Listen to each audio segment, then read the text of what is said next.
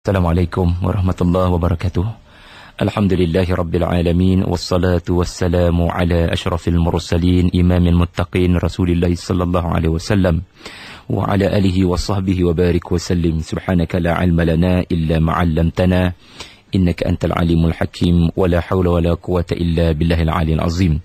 Terima kasih Puan Nurhayati Paradi, penerbit kita bagi segmen Ibrah ni. Sedang pendengar, ayah-ayah, ibu-ibu, anak-anak yang terus setia di segmen Ibrah. 27 Ramadan kita pada hari ini, alhamdulillah, syukur pada Allah kerana Allah memberikan kesempatan pada kita. Ya, kalau ada kalangan kita yang sempat bangun pagi tadi, alhamdulillah, syukur sangat-sangat. 27 Ramadan, antara malam-malam yang sangat banyak disebut oleh para ulama dan juga dinyatakan oleh Nabi SAW sebagai antara malam yang perlu mendapat perhatian kita, kerana boleh jadi itu antara malam-malam Lailatul Qadar. Ya, insya-Allah, mudah-mudahan. Pada kali ini saya nak kita ambil suatu kisah daripada sebuah peperangan, Yati, yang berlangsung. Sebenarnya peperangan ini berlaku dalam bulan Syawal dan berakhir pada selepas sebulan daripada itu. Cumanya peperangan ini perancangannya itu bermula daripada hujung-hujung Ramadan seperti ini.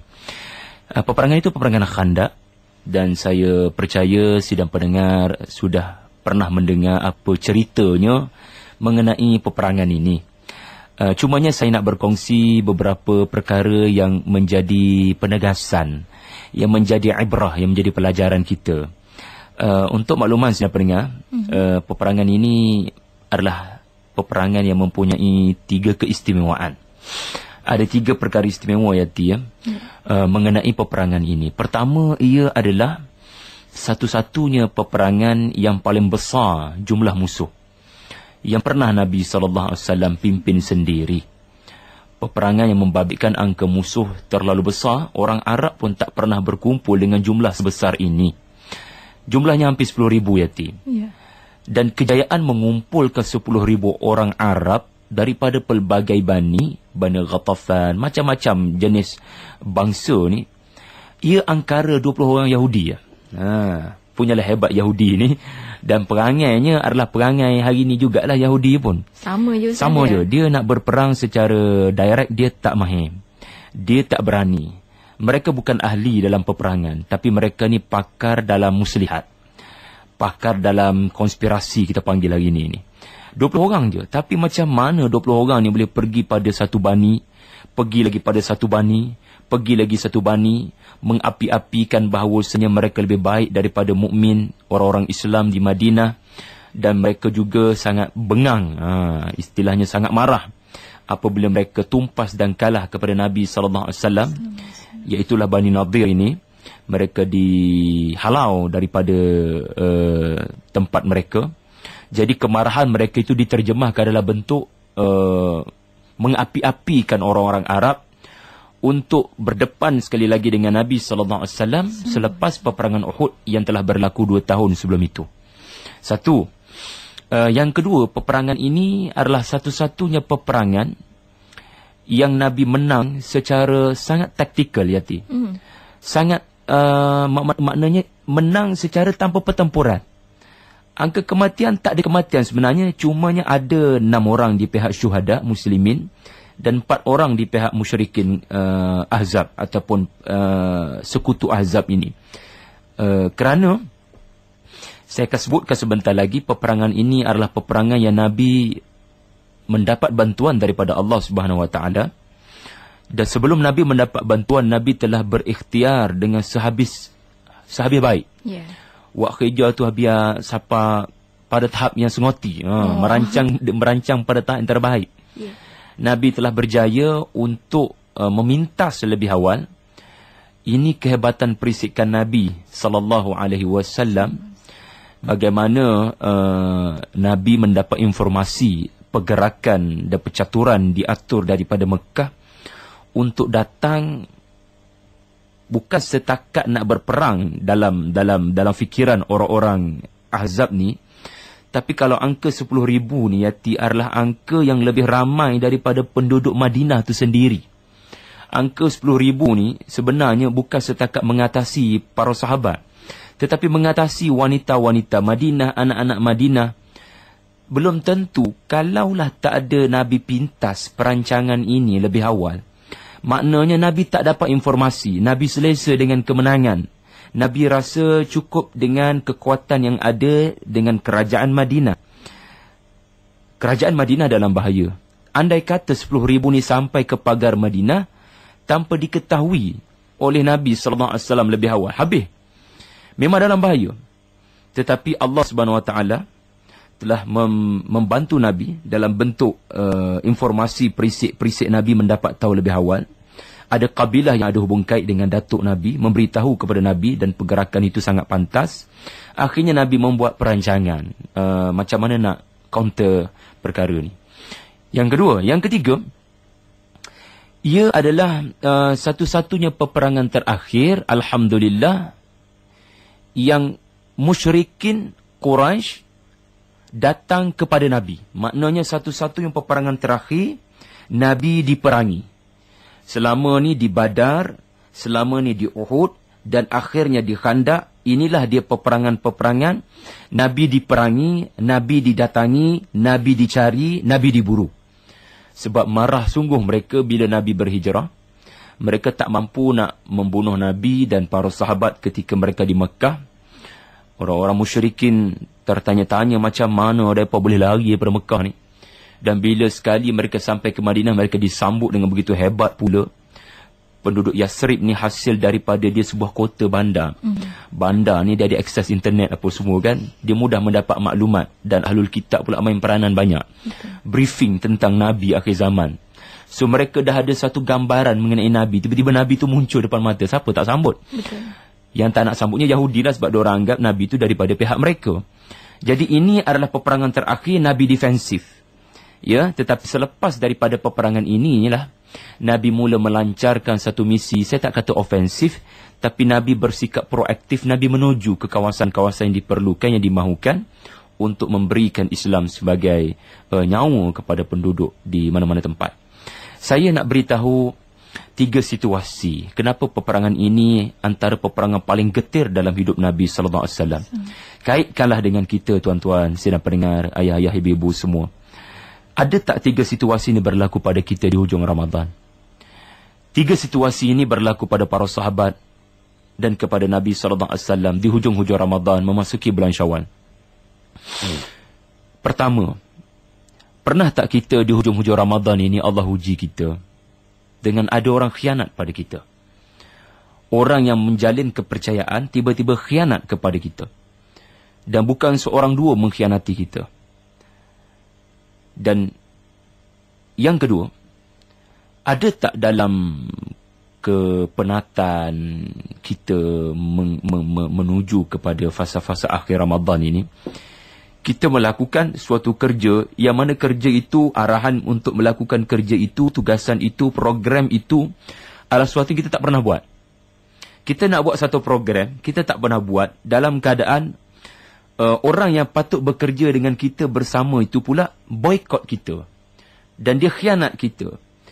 Kalau orang khianat kita dan program ataupun tugasan itu adalah tugasan yang kita boleh buat, tugasan biasa, itu tak adalah masalah sangat. Tapi ini satu perkara, satu strategi yang perlu dibuat, yang para sahabat tak pernah buat. Saya akan beritahu sebentar lagi. Dan yang ketiga, proses yang dilalui oleh para sahabat adalah proses sangat getih. Bulan Ramadan pada waktu ini adalah bulan para sahabat berlapar berdahaga. Dan bukan sekadar itu, mereka berada dalam cuaca yang sangat ekstrim, yang sangat sejuk. Siangnya kena berpuasa dan malamnya cuaca sejuk, angin yang begitu membekukan. Sampai Al-Imam Al-Bukhari menyatakan para sahabat di dalam peperangan ini ada yang tidak menyentuh makanan selama 3 hari. Nak berbuka dengan apa yang ada sahaja. Ada yang tak sempat nak berbuka dengan apa-apa. 3 hari tak sentuh makanan. Cuba bayangkan 3 situasi ini berlaku pada kita sedang pendengar. Dikhianati. Kerja pula kerja yang asing sekali. Jarang dibuat. Cuaca pula tidak menyebelahi. Kalaulah kita berada dalam situasi secara dalamannya tak senang, secara luaran pun tak senang, Mampukah kita meneruskan puasa pada tahap yang terbaik dalam situasi ini? Sebab itulah turunnya ayat yang biasa kita laung masa bila yati. Laqad kana lakum fi Rasulillah uswatun hasanah. Kita laung ayat ini ketika kita meraihkan apa? Maulidur Rasul. Maulidur Rasul. Kita tahu tidak ayat ini turun masa bila, tuan-tuan, puan-puan sekalian dirahmati Allah. Ayat ini turun ketika asbabun nuzul, salah satu asbabun nuzul ayat ini adalah ketika Nabi berada di medan Khandaq. Nabi menunjukkan suatu kepemimpinan karakter yang boleh menjadi suatu kekuatan, uswah. Uswah ni makna sesuatu yang memberikan rangsangan, kekuatan. Laqad kana lakum fi Rasulillah. Pada Nabi SAW itu satu contoh yang memberikan kekuatan, rangsangan, motivasi kepada para sahabat. Macam mana para sahabat meskipun didatangi 3 ujian besar ini, mereka tetap tabah dan mereka menyatakan tidak sedikit pun keimanan mereka tergugat. Walamma ra'al mu'minuna al-ahzab qalu hadha ma wa'adana Allah wa rasuluhu wa sadaqa Allah wa rasuluhu. Yang ni kita duk sebut selalu masa takbir raya ni. Sadaqa wa'dah wa nasara 'abdah wa a'azza jundah. Yang ni kita ambil sebenarnya daripada lafaz-lafaz ataupun doa Nabi ketika di Khandaq. Ataupun ayat Quran yang bersangkut paut dengan perang Khandaq, iaitu satu surah khusus namanya surah Al-Ahzab. Wa sadaqa wa'dah. Walamma ra'al mu'minuna al-ahzaba qalu hadha ma wa'adana Allah. Ketika orang-orang mukmin melihat kedatangan 10,000 ni datang, tidak ada timbul ketakutan. Yang bertambah hanyalah keimanan mereka kepada Allah. Mereka kata, hadha ma wa'adana Allah. Benarlah apa yang dijanjikan Allah dan Rasulnya. Baik, sedang pendengar, saya nak katakan di sini, pertama, dia khianati Yahudi.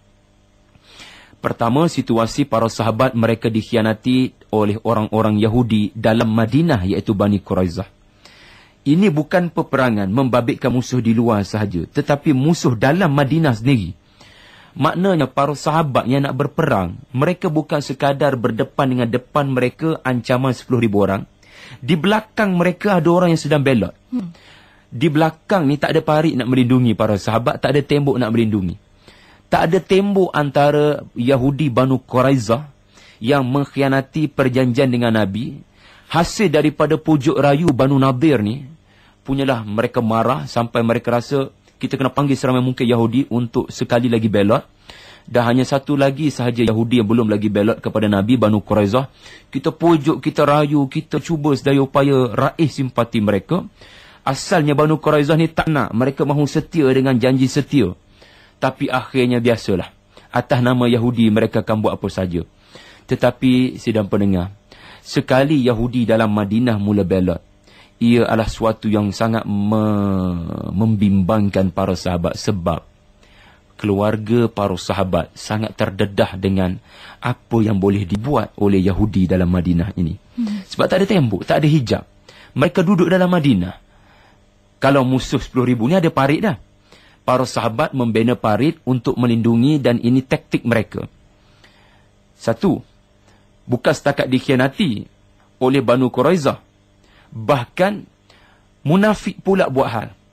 Para munafikun mereka kata, itulah dia Muhammad, sallallahu alaihi wasallam. Semalam saja dia baru janji kepada sahabat-sahabatnya bahawasanya mereka akan dapat kunci istana Kaisar dan kunci istana Kisra. Hari ini, mereka punyalah pengecut, kena melindungi negara mereka dengan parit. Itu dia statement yang dibuat oleh para munafikin. Siapa tak rasa lemah dengan permainan perkataan yang dilakukan oleh orang munafik? Muhammad sudah kehabisan modal. Terpaksa memotivasikan para sahabatnya dengan macam-macam perkara yang tak masuk akal. Menyebut tentang Konstantinopel, menyebut tentang Rom. Semua benda tu Nabi kata ketika peperangan Khandaq ni. Saya akan sebut nanti ataupun di masa minggu depan macam mana Nabi punya cara kepemimpinan bila berdepan dengan para sahabat yang dalam keadaan down macam ni, tengah lemah semangat ni. Macam kita lah. Jadi ini gambaran, maknanya dipanggil dilemahkan daripada dalam. Kemudian yang kedua, situasi kedua saya kata tadi, tugasan yang begitu asing. Sebab begini, Salman Al-Farsi ada suatu pengalaman bagaimana Parsi, orang-orang Parsi bila berdepan dengan musuh yang jauh berlipat kali ganda daripada jumlah mereka, antara cara orang-orang Parsi bertahan adalah bukan sekadar bertahan macam tu je, tetapi bertahan ada penghalang namanya parit. Jadi ini yang proposal usul daripada Salman, kata, ya Rasulullah, why not kita gali parit sepanjang 5 km utara Madinah, kerana di kiri kanan kita dah ada bantuan pohon-pohon, pokok-pokok, dan kita hanya perlu membina parit di utara Madinah sahaja. Kerana utara Madinah ni begitu terbuka dan saya percaya 10,000 ni akan datang dari arah utara. Jadi kita bina parit sebagaimana taktik yang pernah kami lakukan dahulu. Sidang pendengar, Nabi SAW pernah sekali memberitahu para sahabat dalam surah Ar-Rum macam mana para sahabat bergembira apabila Parsi kalah. Ya, ayat itu turun memberitahu para sahabat supaya jangan sedih andai kata Rom kalah kepada Parsi dalam satu peperangan, kerana di kemudian hari Rom akan kembali menang kepada Parsi, dan kalian wahai para sahabat akan bergembira. Kerana apa? Berbanding Parsi yang menyembah api Majusi, orang-orang Rom ada persamaan dengan orang-orang Islam. Mereka berasal daripada bangsa Ahlul Kitab. Ada persamaan. Jadi ada sebab untuk kamu gembira di atas kemenangan Ahlul Kitab berbanding orang-orang penyembah api. Maknanya para sahabat boleh je kata, ya Rasulullah, ini idea daripada negara Parsi. Parsi yang pernah kita rasa tak senang. Mereka menyembah api. Kenapa mesti kita terima idea ini? Kerana idea ini datang daripada bangsa tentera yang menyembah api, yang pernah kita anggap itulah syirik yang paling besar. Tetapi tuan-tuan, Nabi menunjukkan kepada kita soal kepintaran. Nabi memberitahu kita satu perkara. Kita bermusuh dengan akidah mereka, tapi jangan bermusuh dengan idea mereka. Jangan bermusuh dengan kelebihan pengetahuan yang ada pada mereka. Ambillah apa yang baik daripada siapa sekalipun, meskipun dia musuh kamu. Kerana Sayyidina Ali pun ada pernah kata, mungkin kebenaran itu ada pada lidah musuh kamu. Al-Imam Asy-Syafi'i pun pernah kata, kamu kena anggap orang yang berbeza pandangan dengan kamu tu adalah sebenarnya benar. Ya, dan mungkin kamu salah. Rubbama ra'yi khata' yahtamilu as-shawab wa ra'yu ghairi sawab yahtamilu khata'. Ini prinsip merendah diri. Pendapat orang lain, pendapat musuh kamu boleh jadi benar meskipun mungkin silap. Maknanya kok mana pun cuba rendah diri. Maka Nabi telah menerima idea ini. Para sahabat tak pernah melakukan strategi perang secara macam ni punya cara. Mereka tak pernah bertahan macam ni. Orang Arab bila berperang, battlefield, dia panggil open battlefield. Orang Arab bila berperang ni, perang secara open lah. Mana ada bertahan-bertahan macam ni, mana ada parit. Dan orang-orang Quraisy pula, saya akan beri, saya bagi tahu, sekutu Ahzab ataupun musyrikin Ahzab ni, mereka tak pernah berperang dalam bentuk mengepung. Kan bila para sahabat bina parit macam ni, mereka kena kepung lah. Maknanya mereka tak berani nak lompat. Mereka tak berani nak, yelah, kalau mereka lompat jatuh dalam longkang, sia-sia. Mereka mengepung hampir 25 hari, hampir sebulan Yati. Orang Arab tak pernah guna teknik ini. Ini teknik apa kita guna ni? Mereka pun pelik. Sampai ramai kalangan mereka, 4 orang, 3 orang yang tak sabar. Orang Arab memang tak sabar. Apa ni pondan punya style ni, apa semua ni, dia main lompat je lah. So musuh-musuh ni lompat terus atas parit tu, dan mereka sangka mereka boleh untuk mengatasi Nabi SAW. Sahabat Nabi kalau tak silap Sayyidina Ali berdepan dengan 2-3 orang yang cuba lompat. Seorang yang pertama lompat dengan kudanya, jatuh dalam longkang, bertempur, berlawan dengan Sayyidina Ali, dan Allah Ta'ala memberikan kemenangan kepada Sayyidina Ali. Dan disinilah detik-detik orang-orang musyrikin mula gentar. Seorang pahlawan mereka telah tumbang di dalam parit hanya kerana tak sabar nak berperang. Maka selebihnya tuan-tuan, mereka hanya menanti saat bila akan selesai peperangan ini. Ini adalah taktik yang sangat bijak, di mana Nabi telah menyebabkan moral musuh begitu lemah kerana mereka terpaksa tunggu, dan kalau mereka tak buat apa-apa, mereka akan berundur. Dan proses penggalian parit mengambil masa 6 hari tanpa henti. Dan apa yang menarik tuan-tuan sekalian, meskipun para sahabat mengambil masa begitu pantas, 5 kilometer, kalau tak silap saya tingginya 4 hasta dan lebarnya 4 hasta, tingginya 3 hasta. Tetapi ia membabitkan suatu episod kepimpinan Nabi SAW yang sangat luar biasa. Saya rasa saya akan sebut pada masa akan datang. Di mana parit ini, ada sejarawan menyatakan 6 hari mereka ambil masa untuk sempurnakan totally all out. Buat betul-betul. Tak ada masa rehat. Ada sejarawan menyatakan, ahli sirah menyatakan, para sahabat buat 6 hari ni begitu all out, sangat penat, makan sampai tak dapat sentuh makanan 3 hari. Waktu malam saja boleh pulang pada keluarga sekali-sekala. Ketika nak gali parit ini, selesai saja gali parit, musuh sampai. Allahu Akbar. Kita tak boleh bayang kalau Nabi beri rehat kepada mereka sepenuhnya. Parit tak sempat siap, musuh sampai, apa cerita? Sekarang kita lihat, musuh sampai, musuh terkejut. Macam mana mereka boleh buat parit ni? Tengok Nabi merahsiakan strategi ini, dan lebih daripada itu, Nabi menyiapkan perkara ini sebelum musuh sampai. Ya, timing dia betul ya. Timing dia cantik. Timing dia cantik. Kalau timing tak cantik, habis malu. Musuh boleh lompat daripada mana-mana arah longkang yang tak sempat siap. Dan saya rasa yang terakhirlah saya nyatakan di sini. Ketika dalam cuaca yang sangat sejuk bulan Ramadan, hujung-hujung memasuki awal-awal Syawal, para sahabat telah menyaksikan macam mana kepimpinan Nabi SAW begitu hebat. Tuan-tuan, Anas bin Malik meriwayatkan macam mana Nabi telah menunjukkan suatu sikap di mana Nabi bersama-sama dengan para sahabat. Dia tidak eksklusif. Meskipun dia Nabi, tetapi dia tidak menggunakan kelebihannya sebagai seorang Nabi untuk berdoa, minta bantuan secara mudah kepada Allah Subhanahu Wa Taala tanpa perlu apa-apa ikhtiar. Tidak. Nabi dia seorang Perdana Menteri, dia seorang ketua negara. Dia seorang komander peperangan. Tapi itu tidak menghalang Nabi untuk bersama dengan para sahabat cangkul parit, gali parit bersama dengan para sahabat ridwanullahu alaihim. Sampai dikatakan oleh Anas bin Malik, ketika para sahabat semua terpaksa mengikat perut supaya tak dapat rasa lapar tu, kebanyakan para sahabat ikat dengan satu batu di perut mereka supaya tak nak rasa lapar ni, biar perut ni ditambat betul-betul. Tetapi Nabi ikat 2 biji batu, yang menunjukkan Nabi lebih mahu bekerja dengan lebih keras, tak nak terlintas sedikit pun rasa lapar dan dahaga. Ingat ya, ini Nabi. Kita ni siapa sangat dengan orang bawah kita. Ya, dan dia menunjukkan satu model kepimpinan, memimpin melalui teladan. Yang tu turunnya laqad kana lakum fi rasulillahi uswatun hasanah. Ya, dan pertama kepimpinan Nabi, dia ada 3 strategi Nabi guna untuk menang. Kedua, Nabi gunakan seorang yang berasal daripada Banu Quraizah, seorang Yahudi yang telah masuk Islam. Dengan bantuan Allah dibukakan pintu hatinya, di mana dia ni menyamar.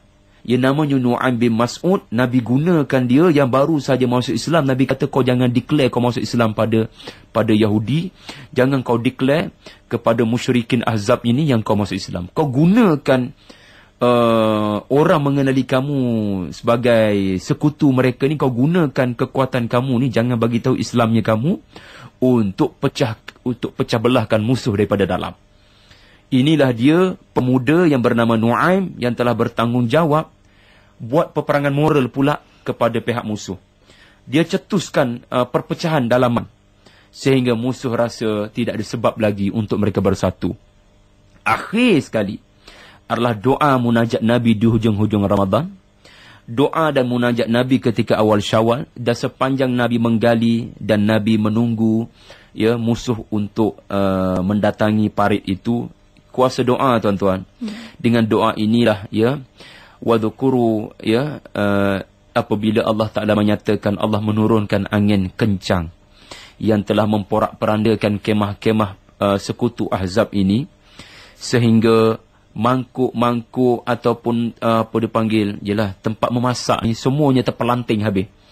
sampai mereka merasakan Muhammad sedang menyerang kita.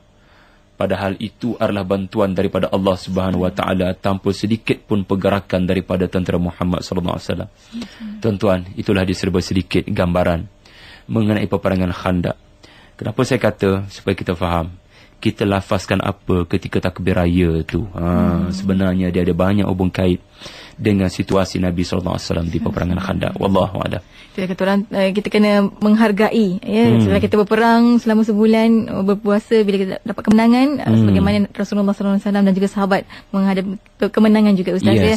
Dan Ustaz, bagi anda pendengar IKIM FM yang ingin terus serta sama-sama berinteraksi, boleh terus letakkan komentar anda di Facebook IKIM.FM, sama-sama memberikan pandangan dan juga persoalan anda. Dan Ustaz, bila cakap tentang itu, saya ada terbaca Rasulullah SAW sendiri bersama dengan sahabat bekerja sebagai buruh ketika peperangan tersebut, dan telah bersama-sama menggali, mengangkat dan juga membuang tanah serta memecahkan batu batan. Dan kalau kita lihat sekarang situasi, ada dua situasi Ustaz. Satu, bila kata pemimpin ini sukar untuk turun ke bawah untuk sama-sama, takut mereka diperkecilkan oleh kaki tangan, dan juga daripada kaki tangan sendiri, orang bawahan. Kadang-kadang bila bos ataupun pemimpin lakukan kerja-kerja rencam ini, mereka pandang lekeh kepada pemimpin. Bagaimana Ustaz? Satu perkara orang atas buat kerja yang orang bawah tak buat. So siapa yang tak pandang lekeh kan apabila satu situasi seorang pekerja ataupun lebih malang lagi seorang pemimpin di atas melakukan semua kerja yang sepatutnya orang bawah boleh buat. Ini soal kemahiran membahagikan tugasan. Daripada orang atas kepada orang bawah. Dia soal keberkesanan komunikasi. Dan soalan nombor satu Yati tadi bagi saya tidak semua tempat seorang pemimpin di atas perlu turun ke medan untuk bekerja bersama dengan tentera. Bagi saya kerja-kerja berisiko tinggi sahaja pemimpin kena tunjukkan contoh. Dan bagi saya bukan tunjuk, yang penting ikhlaskan diri untuk bersama sebahagian daripada penyelesaian. Kesungguhan ni dia panggil proaktif. Orang yang bersungguh nak menyaksikan sesuatu perkara, sesuatu idea itu berlaku dengan cepat, dia sendiri akan menjadikan dirinya sebahagian daripada solution itu.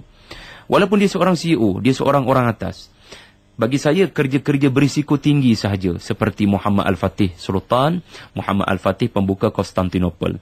Dia tahu nak bina satu tembok, satu kubu di Bosporus, tapi Bosporus namanya Rumeli Hisari. Tenteranya biasanya akan ambil masa 9 bulan. Tapi dia tak nak 9 bulan. Dia nak takutkan musuh dengan macam mana tentera Turki boleh buat dalam masa 5 bulan. Maka dia bekerja bersama dengan tentera. Sebab tempatnya tebingnya tinggi dan berisiko tinggi. Bagi saya, program-program berisiko tinggi sahaja yang pemimpin kena tunjukkan contoh. Bekerja bersama dengan orang di bawah. The rest ataupun selebihnya bukan isu turun tu.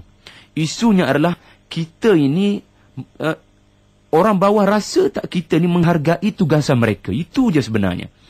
Orang bawah rasa tak orang di atas, adakah orang atas itu merasai kewujudan orang bawah ini sebagai suatu kewujudan yang penting untuk organisasi. Maka terpulang pada cara masing-masing. Terpulang kepada kaedah orang atasan masing-masing. Dan antara cara yang paling berkesan, antaranya ditunjuk oleh Nabi SAW. Kita tengok Nabi dari satu sudut Nabi bekerja bersama dengan para sahabat sebagaimana kata Al-Barra radhiyallahu anhu, Al-Barra bin Azib radhiyallahu anhu, dia kata ra'aitu an-nabiy yaumul khandaq yanqilu turab hatta waratura sya'dar sadri. Kami ni jarang benar dapat lihat perut Nabi sallallahu alaihi wasallam. Tiba-tiba dalam peperangan Khandaq, kerana Nabi terlalu banyak turun naik mencangkul ni, kami dapat lihat perut Nabi sallallahu alaihi wasallam. Dan kami lihat bulu dada, bulu Nabi SAW tak sempat pun kami tengok ditutupi penuh dengan tanah. Punyalah bersungguh Nabi bekerja. Yang kilu turab sya'r sadrih. Bulu dada Nabi dipenuhi dengan tanah-tanah. Ini satu perkara. Tetapi saya nak kita boleh guna pelbagai cara. Kerana Nabi menggunakan cara yang seterusnya. Nabi telah memberikan motivasi dalam bentuk perkataan. Iaitu Nabi telah menasyidkan satu nasyid yang mana disambut oleh Muhajirun dan Ansar, tentera-tentera yang menggali Khandaq. Nabi membakar semangat para sahabat bila dia tengok para sahabat begitu letih dan penat. Nabi kata, Allahumma la 'aisha illa 'aishul akhirah. Faghfiril ansari wal muhajirah. Kita ada kumpulan nasyid Ijaz yang nyanyi lagu ni kan. Ya Rabbi, ampunilah. Ya Rabbi, tidak ada kehidupan kecuali kehidupan di akhirat. Maka ampunilah ansar dan para muhajirun. Nabi menyanyikan. Maknanya kita kena ada, kalau zaman Islam dulu-dulu ni mereka ada permainan gendang. Ada pelbagai cara nak motivasikan orang di bawah.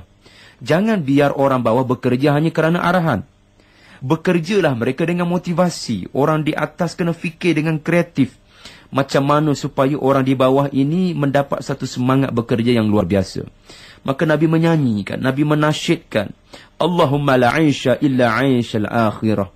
Faghfiril ansari wal muhajirah.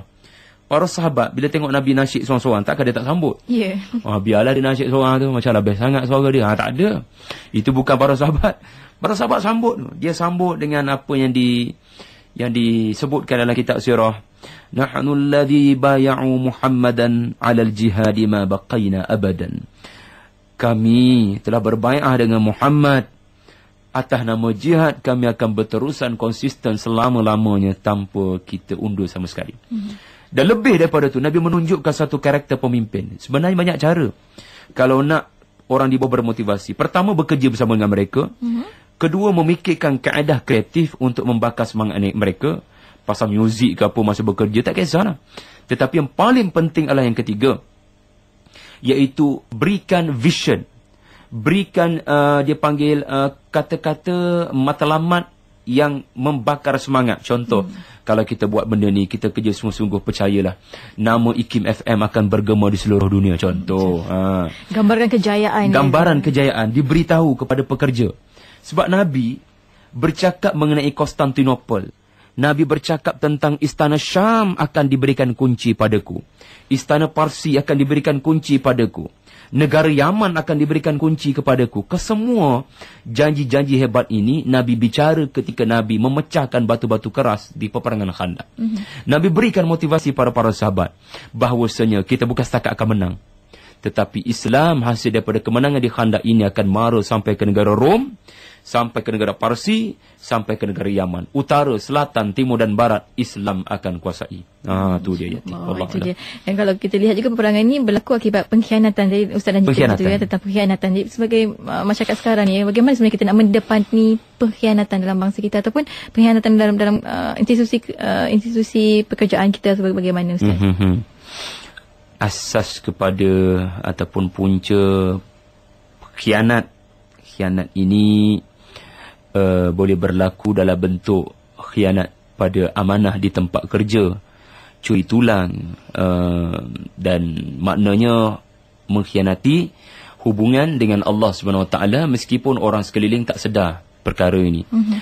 Khianat juga boleh berlaku dalam skala yang lebih besar dan lebih menyakitkan, iaitu pengkhianatan berlaku kalangan kawan-kawan kita, tikam kita daripada belakang, daripada sekecil-kecil mengumpat sehinggalah kepada sebesar-besar pengkhianatan, seperti ialah apa yang hari ini kita pun duka cita dengan segelintir orang-orang Melayu yang sanggup menggunakan cara kotor, cara syirik, cara mistik untuk membalas dendam kepada orang yang dia tidak senang. Saya punya pesanan sidang pendengar, dari sudut hubungan dengan Allah supaya tidak khianat di tempat kerja, mari kuatkan semula diri kita dengan madrasah Ramadan. Kita lihat Ramadan, apa hikmah bila kita datang lebih awal ke tempat kerja, tak ada lunch hour dan balik lebih awal. Kita lebih fokus, kita lebih produktif.